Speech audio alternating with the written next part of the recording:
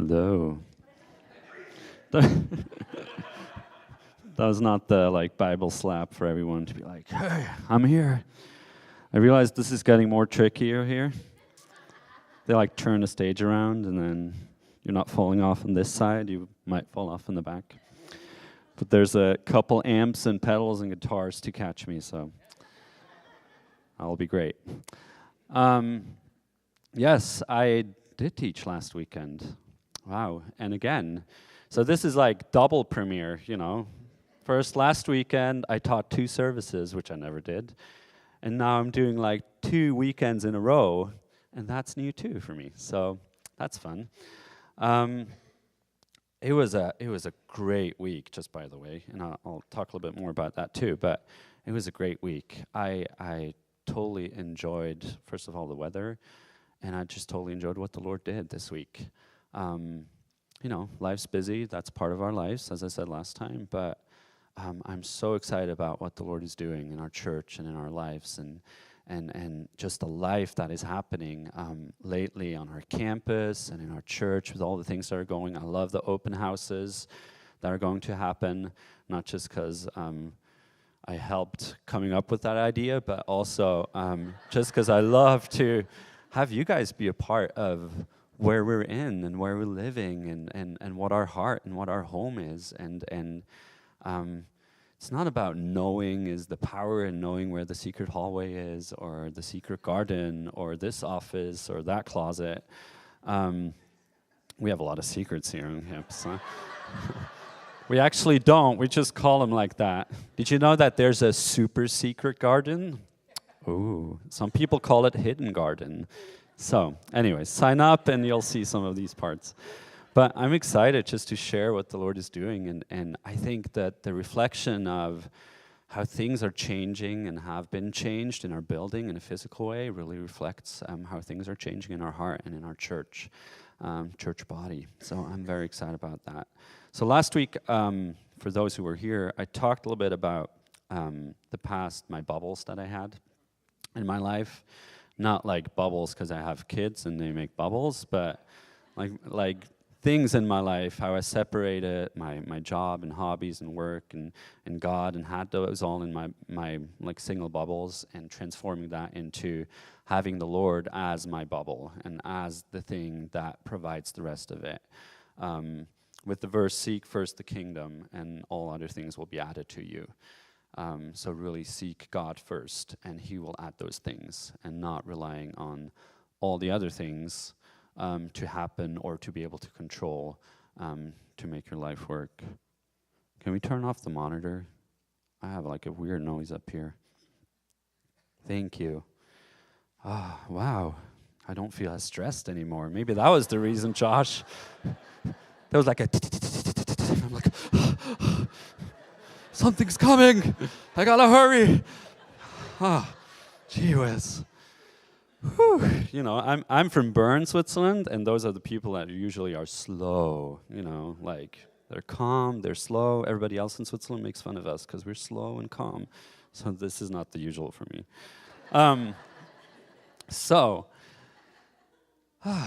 Yeah, wow, that feels more calm. Yeah. So after last weekend, I'm glad that still everybody's here and didn't feel called to move to a different country. So you're all here. It still looks about the same, which is awesome. But I kind of want to move forward, not specifically in my story, but more things that the Lord is doing in my heart and just understanding I'm gaining more and more and how the Lord is shaping me in my life and keep on shaping me in my life. And not just the last couple of years, but we're always coming back to certain things in life. And I want to read a story with you guys in Mark 10, starting in 35. So those who have the Bible, they can go to that. And the story kind of starts with Jesus was walking with his disciples, and he was just explaining how what's going to happen with his life, that he's basically going to die, and they're going to crucify him. He's going to give his life for us. He was explaining that, and then basically the next section, starting in 35, I'll just read. It says, James and John, the two sons of CBD, I don't know if you say that like that, but came up to Jesus saying, Teacher, we want you to do for us whatever we ask you. And he said to them, What do you want me to do for you? They said to him, Grant that we may sit on one on your right and one on your left in your glory. First of all, I think it's a special question to ask someone. Just, hey, we want to ask you to do whatever we're asking you to do. And then the question is very interesting, to sit on the left and the right. And Jesus starts explaining. But Jesus said to them, You do not know what you're asking. Are you able to drink the cup that I drink? Or to be baptized with the baptism with which I am baptized? They said to him, We are able. And Jesus said to them, The cup that I drink, you shall drink, and you shall be baptized with the baptism with which I am baptized. And he's talking basically about the suffering and crucifixion of the path that he's going. But to sit on my right or my left, this is not mine to give, but it is for those for whom it has been prepared. The other disciples hear that, and they're like, whoa, they're asking to be like up there with God. They want to be up on the podium, and they hear that. And it goes on in 41. Hearing this, the 10 began to feel indignant with James and John. Calling them to himself, Jesus said to them, You know that those who are recognized as rulers of the Gentiles lord it over them, and their great men exercise authority over them. But it is not this way among you. So he's coming up with like a different way of like, this is kingdom culture. That's how the world works, basically, he says, but that's not how I work. And he keeps on going and says, But whoever wishes to become great among you shall be your servant. And whoever wishes to be first among you shall be slave of all. For even the Son of Man did not come to be served, but to serve and give his life a ransom for many. Which is such an eye-opening and such a great reminder. Keep on going to that verse, and it's such a great reminder for myself. It's not always how the world works, how we naturally would think how the world works. It's not usual that if you want to gain a place that you need to go under. That's not what we've been taught at work or usually at school or in basically non-Christian environment. It's always like, even nature is different, the strongest one will survive and he'll rule over all the others. And it's such a great reminder that God's kingdom is in one way simple, but on the other hand, doesn't always make sense. I mean, does that make sense to you, what we just read? If you think naturally, because I'm a guy who thinks like naturally in processes. My last job that I had, I was organizing and optimizing processes for a company, like logistical processes. So I'm great in thinking like very logical and like top down. This is how it works and this is how it makes sense. I organized operations for clients and different logistical processes, but in a way, reading it doesn't make sense at the beginning. I remember way back in the days when I was young, I had a different job, and I just finished my apprenticeship in Switzerland, and I learned to be a salesman for like consumer electronics. I started working there, and I always felt like my boss was just pounding on me. I was a full-time employee. I wasn't the apprentice anymore. Usually the apprentice is like, you get coffee, you clean, you do this, and you do that, which is great to learn too, now looking back. But at the time, I was like, I'm a full-time employee, I have my rights. I'm going to work my way up. But I kept on being called to clean. I had to clean all the TVs. I had to vacuum constantly. I was the one getting snacks for everyone. I was the one like vacuuming our store. and it got so frustrated. I got so mad at my boss. She was just a team leader, so in one part I was like, oh, you know what? You don't tell me what I have to do. I'm a full-time employee now. Like, I can, I'm grown up. I'm done with my apprenticeship. I know what I'm doing, so don't stop giving me the crappy jobs that no one wants to do, And I really felt like mistreated, and I struggled a lot with that. I got really upset. I got a lot of anger in my life at that time of just how I reacted with her. Now looking back and leading people and working in an environment where I lead people, I'm glad I never had someone like that. But at that time, I felt like I was right. This is not how it works. I have my rights. I pounded on my rights. I wanted to be treated differently.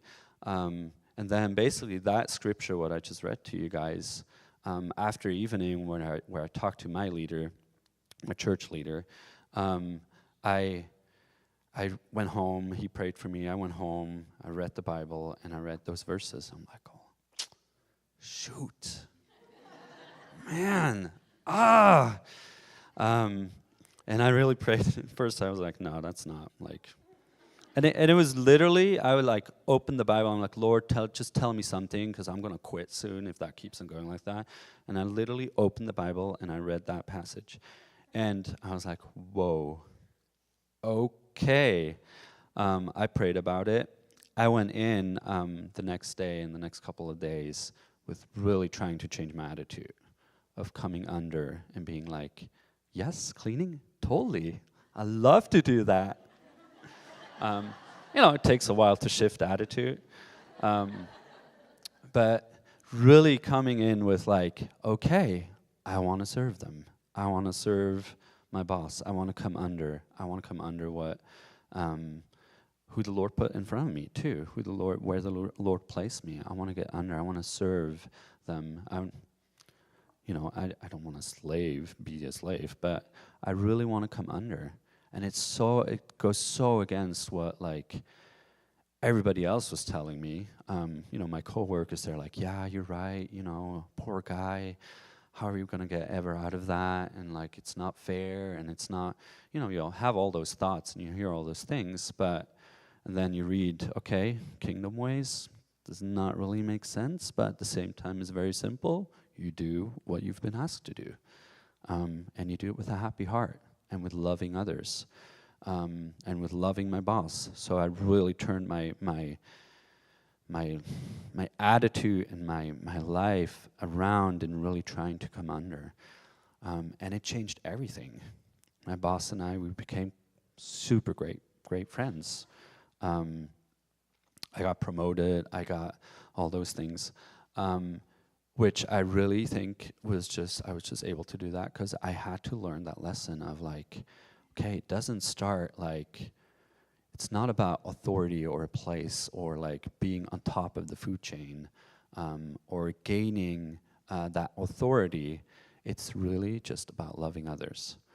And as one simple truth that I keep on coming back in my life. And I always think, why shouldn't we do it different? I mean, it's great. At the end, it says, for even the Son of Man did not come to be served, but to serve and give his life a ransom for many.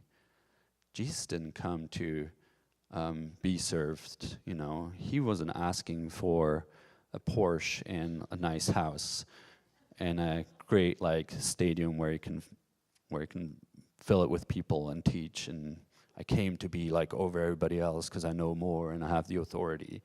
No, he came to serve us. And he paid the biggest price. He died on the cross for us to come underneath of us and showing that it's a concept that works. And through that, he all taught us and enabled us to do the same thing. And I think a lot of times in my life, I started making it so complicated of what it means. I think in such natural way of what it means to really follow Jesus and follow God and figuring all those things out. I have to deliver. I have to um, come up with all those things. I have to pray, I have to worship, I have to read my Bible, I have to do that, and if I don't do it, I fail. I'm not enough, I'm not going to bring it, and all those things. But God's kingdom doesn't work that way. I was just reading last week in Matthew, and just being reminded on how Jesus asked some of his disciples. He basically walked up and said, hey, follow me. And they're like, okay. Left their boat, jumped out of the boat. I think 2 of them even left their dad behind and then jumped out of the boat and just followed him. It was not complicated. It was not because they were the ones that brought the most fish or because they had the most authority in their town that he called them to. It was pretty simple. The Lord asked, and they followed. And I think in a lot of ways, we try to think in that natural way of like trying to understand everything that the Lord is doing, trying to understand in a natural way like how our world works and transform that in our like Christian belief or in what the Lord wants to do in our lives. But a lot of times it's just being willing and saying, yes, I'll follow. Yeah, I got it. And of course, like praying, worshiping, reading your Bible, those are very important. That's what shapes our lives. I wouldn't know those things if I wouldn't have read the Bible and realize that the Lord really speaks to me in a lot of ways through the Bible and through prayer and through worship times and also giving him the honor for the great things that he does in our lives. But in some ways, life can be very simple and doesn't have to be complicated. But not simple in a way how the world teaches us, more simple in a way what the Lord is teaching us. If we stay connected to the book and the things that he's telling us. And the Lord, and after all of that moving, after where I really felt like that the Lord is forming my faith and forming my way of thinking, it keeps on going in all of our lives. And one thing where I always have to rely on him right now is I have different responsibilities. I'm a little bit everywhere in the church, If the breaker goes out, I run for the breaker. If whatever's happening, I'm just running to it and helping. I'm trying to help with finance. I'm trying to help other departments. I'm being a little bit everywhere and spread out. But one of the challenges where I totally feel unprepared is doing facilities. I'm in charge of facilities. I don't know how that happened. I'm like the office person. I usually work in an office. I crunch numbers, I do processes, I draw like nice graphics and organizational charts and stuff like that. And one thing, I think it's probably a place where the Lord keeps me humble too, is, thank you. Thank you for confirming, is facilities. I have like not a lot to like non-facility experience. I don't have 2 left hands on building something or doing something, but more as a hobby. But understanding how to put up a door frame or how to tile a bathroom or how to plumb anything is like far away from my skill set that the Lord has equipped me with yet, And I think it's really a place where the Lord keeps me humble too and keeps me relying on him. In that simple way of like, I have to ask the Lord to help me in what I'm doing. And I've been mentioning at the beginning, just those work parties, those were just so great. Not because it took weight off my shoulder, but more for me personally, not in a building or like church way, for me personally, I really felt loved. Like last week, it was amazing. I learned how to tile. Some guy brought another guy who knew how to tile, and he tiled with me. And it was not getting the work done, it was just feeling the love of people saying yes and stepping into the opportunity to serve and be connected with someone. And just to volunteer. And I was overwhelmed not by the tile work, although I was overwhelmed too in another way, but I was not overwhelmed by the tile work. I was overwhelmed by the love. I was overwhelmed that, guys came in and built the door frame, and there was all of a sudden, they were like last week where I had to get a lot of stuff done. There were a lot of people around. I don't know where they came from, but like I was like walking from person to person. I think I didn't do anything that day. I didn't fix anything. I didn't build anything. I'm just always like checking in and making sure they all have their stuff. But for me, it ended up being such a sign of love that the Lord shows me of like, I haven't forgotten you. It's still simple. Ask and I will give you. Ask. It's like, follow me. Yes. And I can ask him. And it doesn't work like the world would teach us. You got to hire, you got to do this, and you got to perform, and then you end up owing, and then all of that. It's the opposite. They give freely. People that came in, they probably don't even know what they've did in my heart and what they've did to me by just showing up and doing something. I felt loved. I felt honored. I didn't feel alone. I know the Lord is with me, and he's helping me in all those things, and that's why I feel like he keeps me humble that I get to experience the Lord's love in so many ways, in so many different ways. And not just because I can manage it with my own understanding, coming up with an organizational chart, coming up with doing finance stuff. I know that stuff from work because I learned it in a practical way. But then there's like the limit of where at some point you come to your limit and you're like, and then what's our choice? Do we feel like we're going to fail? We're not going to make it? Or we're not enough? Or we just don't know, so we're just not going to do it? Or do we turn and look up to the Lord and say, okay, what is your way in that? What is the kingdom way? What did you teach me? What did you explain to me in the past? What are the anchors that you gave in my life that I can hold on to? And that is one of them. I sometimes don't understand the natural way, and that's okay. But as long as I seek the Lord in the things I do, seek first the kingdom. Hey, we're back by my last teaching. Seek first the kingdom, and all things will be added to you. Yes, it will be added, even if it sometimes doesn't make sense in the first place. I was talking about, I'm like jumping around in my notes, can't tell you. So while I was preparing this teaching, the Lord reminded me of another great verse that I just so dearly love, and I feel like really, Lord telling me on one hand, proclaim it this morning, that this is the truth. But it's part of my sermon too, but I really want to proclaim, and it's for you guys. And it's in Romans 8, 35 to 39. It says, who will separate us from the love of Christ? Will tribulation or distress or persecution or famine or nakedness or peril or sword?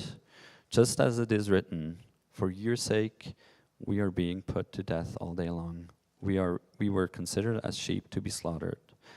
But in all these things we are overwhelmingly conquered through him who loved us.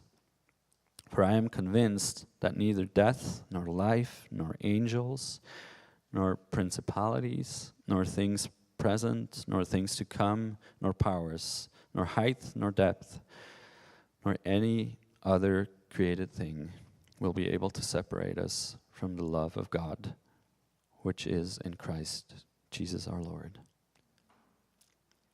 So first of all, what I want to say with that is nothing can separate us. Really, nothing can separate us from his love. But at the same time, it's another great principle of we don't need to live up to any standard that we get approved. We don't need to perform. We don't need to keep score because he doesn't. We don't need to push things ourselves. We can't really fail in the way that the Lord won't love us anymore. And that's another it's simple, but it doesn't work with the world.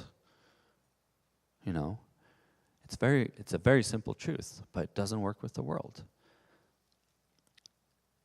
Here, mostly, if you mess up, if you're not performing well, if you're not doing this right, you'll get kicked out. You lose your friendships. You know, you'll be at the end of the line. But in God's kingdom, it can't separate. His unending love and grace and forgiveness can't be overcome. He loved us. And that's why I said, it's not, I said reading Bible, praying, worshiping, serving in the church, all great things, but it's not that we have to perform those things. It's that there is so much life in doing those things. We gain so much more in doing those things. And again, the world works like you have to perform, you have to do this, you have to do this, and you have to do this, and then you'll receive that. But the Lord is, no, I want to give you freely. Come, here, get it. So for me, really understanding that, on one way, it's simple. It's a really simple truth, and the kingdom works very simple, sometimes too simple or too easy to understand how simple it is. Does that make sense? And I think that's probably why I struggled the whole week of preparing this sermon, trying to talk about how simple things are, how simple God's kingdom culture is. Trying to explain it is not going to be simple. Trying to prepare teaching, but it actually is. It goes against our understanding, yes, but if we seek Him, if we come under and get to be more and more like Jesus was to us, there's so much life in there. And no failure, no sin, nothing can separate us from that. You get in that twirl of I'm a bad Christian, I didn't read my Bible this week, I didn't pray, I didn't go serve at the church. And then you're in the twirl and you're just going down and down and down and down because you mess up anyways. But that's not how it works. We're right at the same spot where we picked it up with Jesus. We can come back and say, okay, I'll read the Bible. Lord, talk to me. I want to worship you because there is life in it. And not because I have to. And sometimes we don't even realize how much life and love the Lord generates through the things that we're doing. Because we can't understand and can't grasp sometimes the concept. But it's actually simple.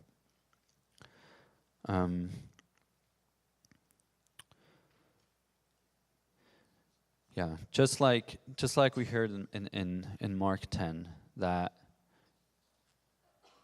Jesus came to this world to give Himself to us, to die on the cross for us. And that's the most simple message I think that I can give this morning. I could have said that verse and leave the stage, basically. But that's how simple it is. So let's not make it complicated. Let's seek the Lord. Let's just say yes to following Him. Yes to walking with Him on a path. And really stepping in the promises and the instruction we get from the Lord. And not just the ones on Sunday, but stepping in, because there's life for that. Not there's work, or there's I have to, but because there's life. And if you try that out, it's going to be so life-giving. I just don't want to keep it by, Kevin, great story, love your heart, love what you shared. I'm probably going to stay in the U.S. I'm not going to move to Switzerland. It's all good. I don't want to leave it by that. I want to encourage you guys to be taking faithful steps in seeing what the Lord has for you in that. And I know we all have been hurt. We all have pains in certain areas in our lives, and we have brokenness, and I totally understand that. But at the same time, by sticking and holding on to those things, we miss the life that the Lord has for us.